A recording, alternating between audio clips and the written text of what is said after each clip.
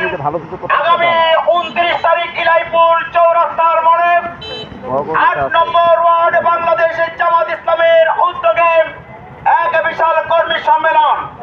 সম্মানিত উপস্থিতি,